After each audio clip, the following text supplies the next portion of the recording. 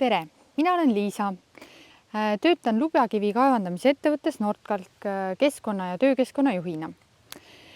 Praegu me oleme siis Vasalemma karjääri ZTigi väljavoolu juures. Seda selleks, et kohe varsti me hakkame võtma siit veeproovi.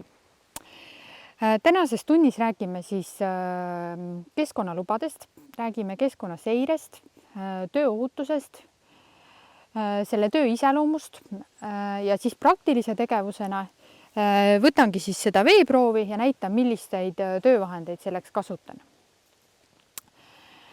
Kuna ma töötan kaevandusettevõttes, siis räägin keskkonnatööst just selle näitel.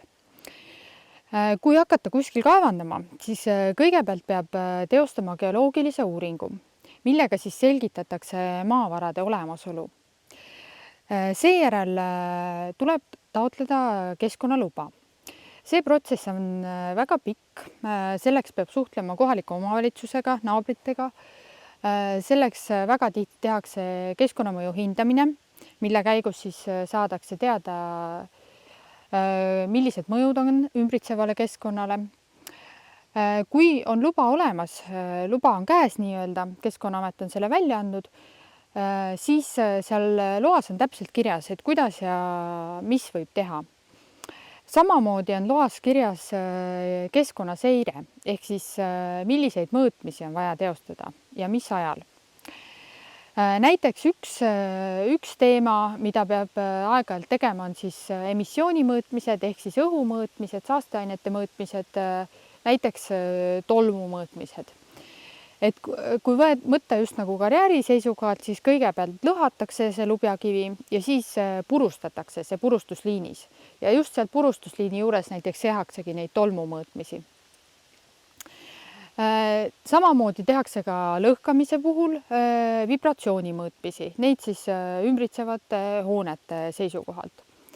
Et kuidas see vibratsioon mõjub nendele ümber asuvatele hoonetele.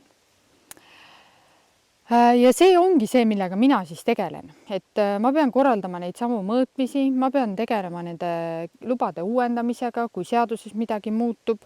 Ma pean suhtlema lubade halduritega, ametnikega, inspektoritega.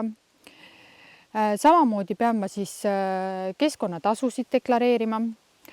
Kõigepealt tuleb need välja arvutada, et milliseid tasusid me peame siis riigile maksma ja siis tuleb need deklareerida. Siis lisaks veel on näiteks just nagu ma enne ütlesin, et inspektoritega on suhtlust, et siis tuleb keskkonnainspektsioon, ütleme kord aastas käib meil külas, et siis tuleb keskkonnainspektsiooni vastu võtta, neile vajalikud dokumendid otsida. Et see töö on selline mitmekülgne, et on seda arvutitööd, mis on siis just nagu, kas ma teen seda siis kontoris või ma teen seda kuskil kodust ja samal ajal on ka seda liikumist, ringi sõitmist, et seda võib-olla on siis kord nädalas näiteks, et käin siis erinevatel objektidel igal pool Eestis. Näiteks teengi siis sellist tööd, nagu ma praegu teen, et võtan seda veeproovi. Ja iseenesest minu töös, nagu ma ütlesin, on palju seda suhtlemist, aga samal ajal on ka selliste keerukate probleemide lahendamist, arvutiprogrammide tundmist, Exceli tundmist, et see eeldab võib-olla isegi sellist matemaatilist mõtlemist. Samal ajal on vaja avatust, valmisolekut, erinevaid probleeme lahendada, et tegelikult jah, see ampluaa on lai. Üks teema, mis veel nii-öelda minu juurde käib, on siis bioloogilise mitmekesisuse teema. Ja see on siis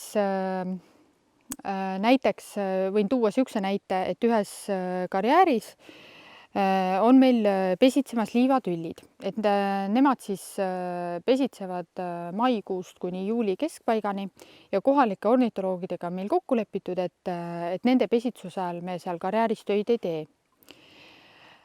See on siis selline karjäär, kus enam ei kaevandata, et seal toimuvad korrastustööd. Ja ühel korral oli mul ka võimalik nende ornitoloogidega koos minna linnuvaatlust tegema. ja minu jaoks oli see päris koomiline, ma tegin seda esimest korda. Ja siis oli niimoodi, et me istusime selle ornitoloogiga seal autos ja ootasime siis, millal see lind laskuks oma pesale. Ja kui ta lõpuks sinna laskus, siis me lihtsalt jooksime välja sealt autost ja püüdsime seda lindu kätte. Nii et lõpuks me saime ta kätte ja saime ta ka rõngastatud. Aga oli selline päris huvitav kogemus. Kui me nüüd lähme selle veeproovi võtmise juurde, siis nagu ma enne ütlesin, et see on siis, tuleb loast see kohustus, seal on täpselt need koordinaadid kirjas, kust sa seda pead võtma, seal on kirjas see, kui tihti seda peab võtma, näiteks siit peab seda 2 korda aastas võtma. Ja tegelikult, kui mõelda, et kuidas see vesi siia jõuab karjäärist, et siis karjäärist pumbatakse vesi siis välja ja siis kraavi kaudu tuleb ta siia settetiiki. Et iseenesest on siin siis 2 settetiiki järjest ja selle mõte on siis see, et vees olev võljuvaine settiks siin ära. Et see vesi, mis siis lõpuks jõuab siit Vasalemma jõkke, et oleks piisavalt puhas. Ja tegelikult neid saasteaineid peabki sellepärast ka analüüsima, et tagada see vee puhtus, ehk siis on olemas teatud normid ja neile siis peab see proov vastama nii-öelda. Võib-olla siis ma alustan sellest, et ma näitan seda proovivõtupudelit, et see on mul laborist toodud. See on proovivõtutaara ja siia ma siis tegelikult enne me juba võtsime siin selle proovi ära, aga põhimõtteliselt ma panen siis siia selle proovi sisse. Seda siis on oluline, et teha niimoodi, et seda korki kuidagi ei puutuks, et siia ei satuks midagi muud sisse ja sellel puhul siis see peaks täiesti nagu ääreni täis olema. Et see oleneb, milliseid aineid on vaja hinnata või määrata nii-öelda, aga iseenesest, kui on selline pinnaveepudel, siis ei ole vaja, või tähendab, siis ongi see, et ta võib olla selline plastikust ja näiteks nafta puhul on siis vajalik, et sul oleks klaaspudel ja seal on ka konservant sees. Et seda siis labor teab, mis pudelit on vaja, et sina pead siis oskama nagu õigesti küsida nii-öelda. Ja siis teine asi, mida peab selle veeprooviga seoses tegema, on siis koha peal teatud näitajate hindamine. Et selleks on tegelikult, mul on siin erinevad andurid, millega ma siis saan neid kohapealseid näitajaid näidata. Et näiteks on siis, mida peab koha peal näitama, ongi siis pH, temperatuur, elektrijuhtivus ja lahustunud hapnik. Ja mida ma siis kasutan veeproovi võtmiseks, on siis seesama teleskoopvars, selline hästi pikk vars. Et selle ma olen juba siit lahti keeranud, et ma ikkagi ilusti ulataksin sinna kraavini. Ja siin on siis selline kopsik, mida kutsutakse kopaks, millega siis saab vett kätte. Et selle ma nüüd panen siia külge. Nii. Ja põhimõtteliselt asun proovi võtma. Et oluline on siis niimoodi, et võtta seda nii-öelda vastuvoolu ja oluline on ka seda kopsikut nii-öelda selle veega loputada alguses. Ja oluline on siis võtta niimoodi normaalselt, et sul ei satu siia sisse mingit muud jama.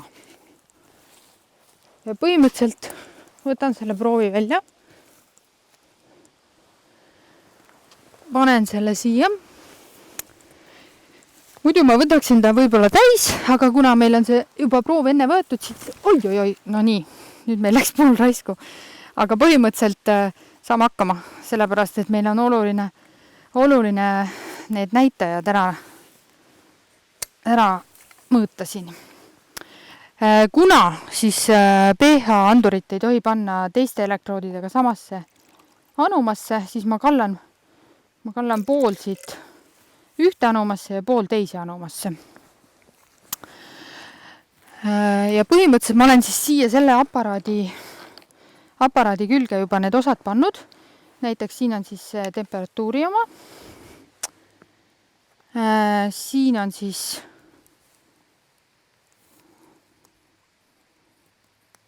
pH oma. Et selle ma panen siia samma juurde.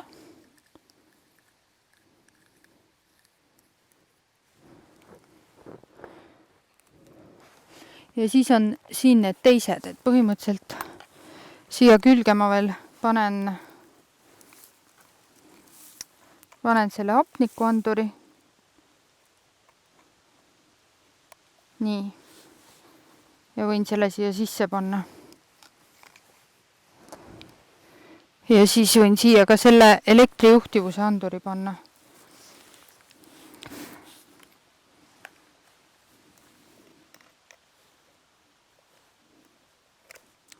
Nii. Ja nüüd tegelikult siis tuleb natukene oodata, sellega läheb aega, et need näitajad siin stabiliseeruksid. Ja siit siis saabki vaadata, et millist näitajad parajasti me mõõdame. Et alustame näiteks siis sellest apnikust, lahustunud apnikust. Et siit on näha siis see veetemperatuur. Veetemperatuur on 11 kraadi. Ja see apnik siis siin praegu niimoodi mõtleb, et mingil hetkel stabiliseerub. Siit on siis ka näha elektrijuhtivust ja siit siis viimasena tavaliselt vaatame siis pH-d. Ja pH ongi siis niimoodi, et see peab olema 6 ja 9 vahel, nii et 7,5 ütleme on päris hästi.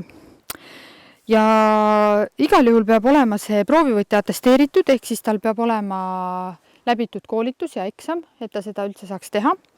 Ja teine asi, mis ta peab tegema, alati ta peab täitma sellise proovivõtu protokolli, et siin ongi siis näha täpselt, et milliseid näitajaid peab siin koha peal mõõtma. Ja siia peab siis igast muud infot ka kirjutama. Ja nüüd näiteks, kui ma ütleme selle pudeli, et kui ma nüüd siis selle proovi olen nagu ära võtnud, et põhimõtteliselt selle pudeli ma viin siis sinna Keskkonnauuringute Keskuse laborisse ja neile ma siis annan kaasa sellise tellimislehe, et siit ma võin seda ka näidata. Et see tellimisleht on siis selline, kus on näha, et mida me siis seal laboris laseme mõõta. Et põhimõtteliselt pH telliumit, bioloogilist hapnikutarvet ja keemilist hapnikutarvet. Ja põhimõtteliselt Eestis on siis meil umbes 4 kohta, kus me seda mõõdame, teeme seda veeproovi võtmist, et 2 kohas siis 2 korda aastas ja teistes kohtades 4 korda aastas. Ja teine asi, mis on veega seotud, mida peab tegema, on siis karjääride ümbruses on kaevude veetasemete mõõtmine. Et selleks on ka eraldi mõõdulint, mis on siis selline rulliku küljes. Ja seal otsas on siis andur, et kui see vette jõuab, siis ta hakkab piiksuma. Nii palju igal juhul sellest veeproovi võtmisest, et tegelikult on mul siis ka teine pool minu töös, et see on siis see töötervise ja tööohutuse pool. Ja see valdkond võib-olla kõige olulisem asi seal on riskianalüüs, mis on siis nagu kõige aluseks nii-öelda. Et minu töö puhul näiteks ma võingi näiteks tuua, et kui ma enda riskianalüüsi koostan või teostan, et siis ma mõtlengi selle üle, et kui ma siin võtan seda veeproovi, et millised ohud sellega kaasnevad. Kas minuga võib siin midagi juhtuda, et kuidas ma saaksin neid ohte ennetada. Siis teine pool näiteks ma mõtlen, et kui ma teen arvutitööd, et kas minuga võivad mingid luulihaskonna probleemid mul tekkida, et kuidas ma saaksin neid vältida, kuidas ma saaksin neid ära hoida. Ja riskianalüüsist siis tulebki välja, et kas sa peaksid kuidagi töökorraldust muutma, mis on need tegevused, mis siis tegelikult seda aitavad nii-öelda ohutult töötada. Ja näiteks ka tuleb siis see välja, et milliseid isikukaitsevahendeid sa pead kandma.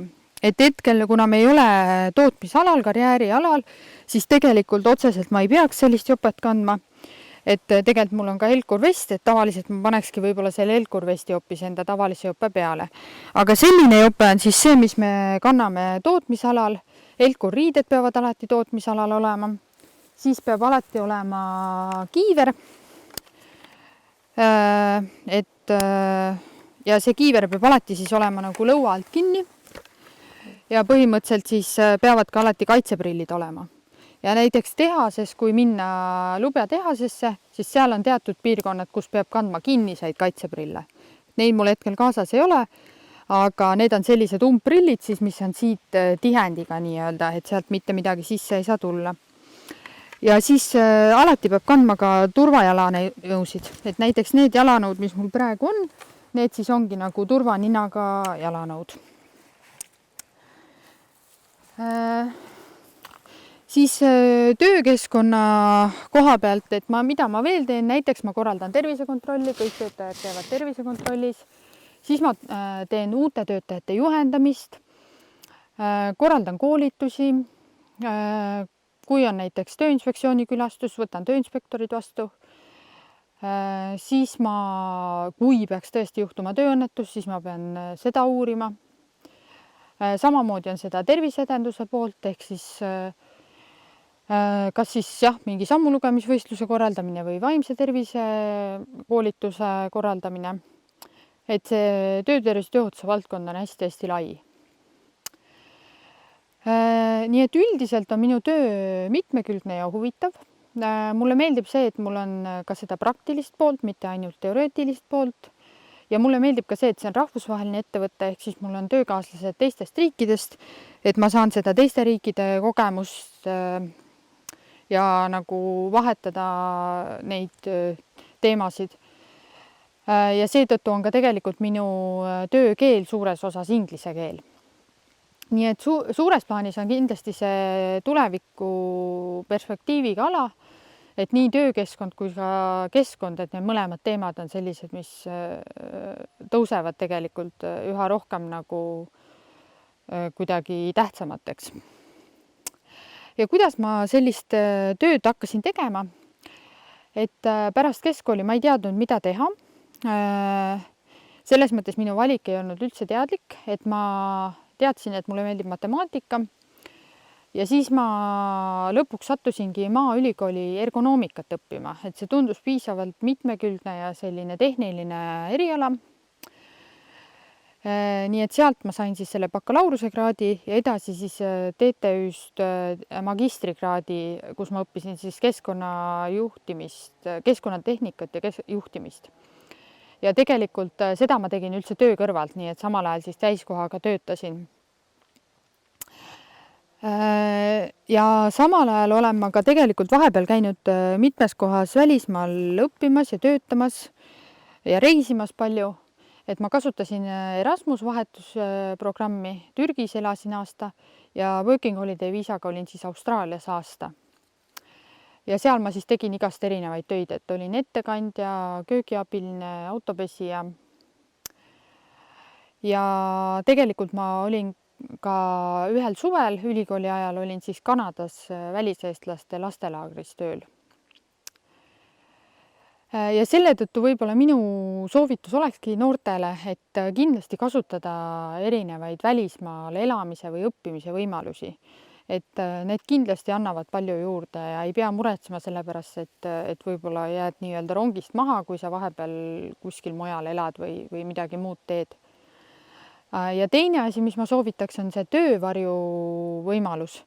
Et kui kellelgi on kas vanemate või tuttavate juures võimalik käia vaatamas, mida nemad igapäevaselt teevad oma töös, et siis kindlasti soovitaksin seda kasutada, et võib-olla siis tuleb ka see õpingute valik kuidagi teadlikumalt.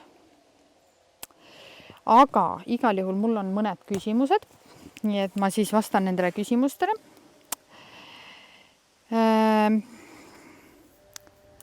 Esimene küsimus, kas sa töötad alati üksinda? Tegelikult ma ei tööta üksinda, et võib-olla ettevõttes, kuna Eesti pool on üsna väike, Nordkalkis on 75 töötajat Eestis, et siis minul ei ole sellist meeskonda, et rohkem keskkonna ja töökeskkonna tegelevaid inimesi ei ole. Aga samas ma olen tootmise nii-öelda osakonnas, ehk siis nagu mul hästi palju kokkupuudet on tegelikult tootmise poolega. Ja samamoodi ma pean hästi palju suhtlema igasuguste väliste inimestega, nende samade ametnikega, mingite naabritega, et selles mõttes nagu seda suhtlemist ja töötamist kellegi teisega on palju. Nii, teine küsimus. Kuidas eelnevad kogemused välismaal praegu sind aitavad? Et kindlasti on hea see, et ma julgen inglise keeles rääkida ja olen harjunud inglise keeles rääkima. Et ma arvan, et kui ma läksin Erasmuseks Türki pärast seda bakalaureusõpet, et siis mul tekkis see oskus või see omadus, et ma ei muretsenud selle inglise keele pärast enam.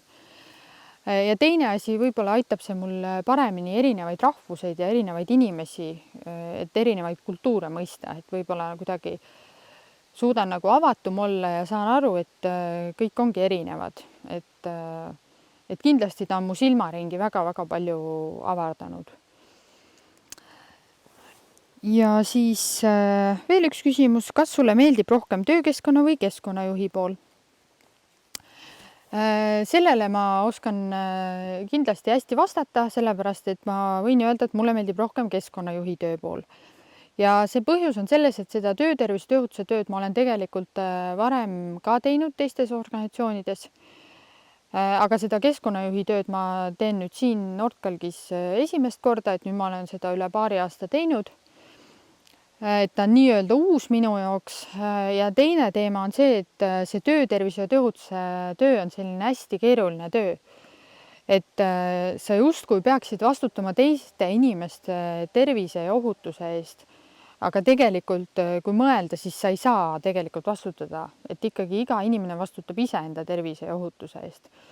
Et ta on selline keeruline teema ja ta on niisugune hästi lai ja just nagu jah, ta on niisugune keeruline. Aga rohkem küsimusi mul ei ole. Igal juhul suur aitäh kuulamast. Loodan, et saite rohkem teada minu tööst. Ja võib-olla mõnele see tundus huvitav ja tahaks seda õppima minna midagi sellist, et sellist tööd teha. Või siis mõni jälle just sai aru, et seda asja ma kindlasti teha ei taha. Et suured tänud kuulamast ja ilusat päeva!